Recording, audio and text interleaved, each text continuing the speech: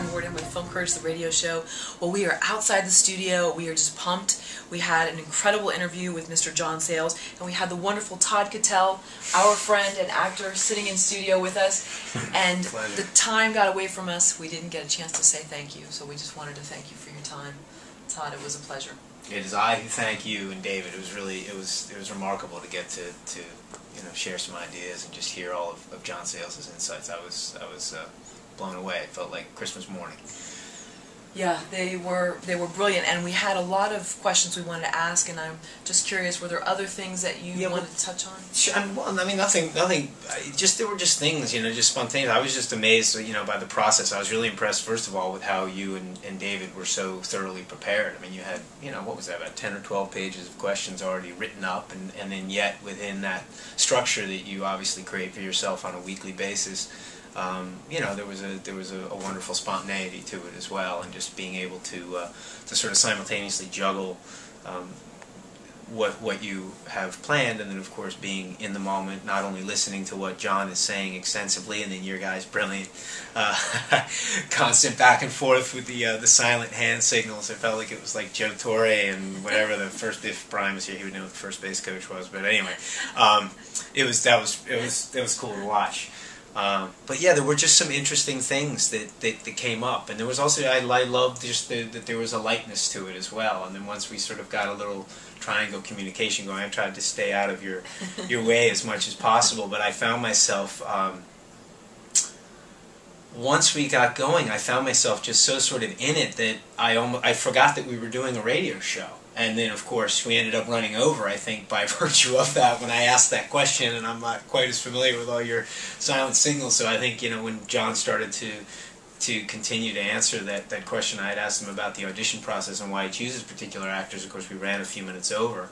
But, yeah, it just felt like we were having a conversation with somebody on the phone, and it could have gone on for hours.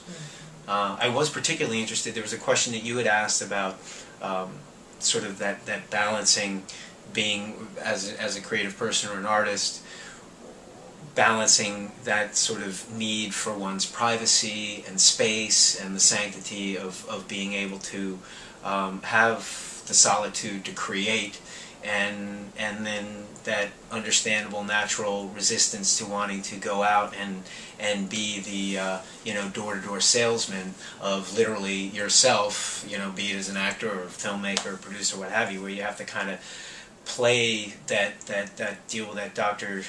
Jekyll and Mr. Hyde thing, which I wrestle with myself. And I thought it was interesting how John answered the question by saying that, well, just make sure you pick a role that you can play.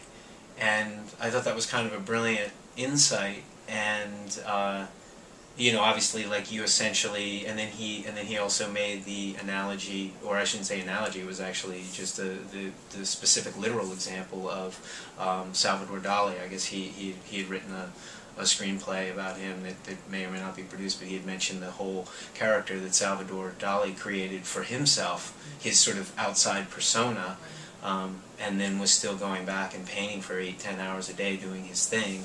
And I was curious to know of John what his character is, and if in fact perhaps we were talking to his character today, because we don't know what he's like when we don't see him in an interview, or when he's he hangs up the phone and he's there with whoever he's spending time with today or whatever. But you know what I mean? I mean, to some extent, he has to sort of put on that mask as well to sell his films. And obviously the writing process for him, particularly for his own films, is a deeply personal one. And yeah, I mean, I could have picked that guy's brain for hours, but it is an interesting concept that there is sort of always a certain, and the fact that he had been an actor. And then I think even again with the other insightful question that you had asked him about why he chose to do sort of blue-collar work after, getting a degree in psychology from Williams. And some of it, of course, was pragmatically, and he was relatively self-effacing and humble about it, saying that he couldn't get a job, but I'm sure he could have, perhaps gone to New York and done something a little bit more conventional and secure, be it on Wall Street or what have you, just by virtue of the degree, whether he was trained in finance or not. I mean, I'm sure he could have finagled something, but it's almost as if perhaps that milieu is a bit of the character that he plays. I mean, that's just Todd Cattell's speculation. I don't know. I just think the guy's a brilliant filmmaker, and he's a huge inspiration. I was privileged to be here today. I really appreciate you and David having me here. Thank you. In a big way. And yeah, I mean, I wish the show was 2 hours, because I'm sure all of us would feel like we could still be in there, you know, gleaning whatever insights and brilliance he had to share with us, and also sort of, you know, the more immersed in it you are, the sort of the less of the you know, the inhibition to ask what's truly on your mind, you know, impedes you from sort of having that organic conversation.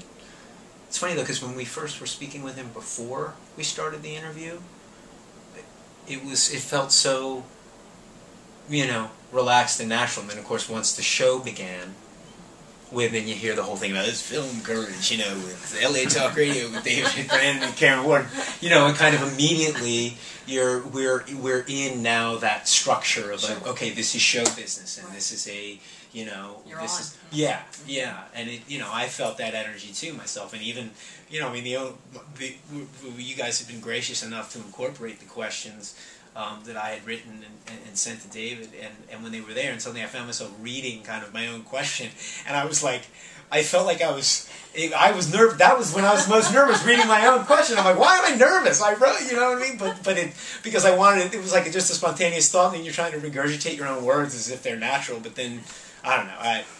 But I had a great time, and yeah.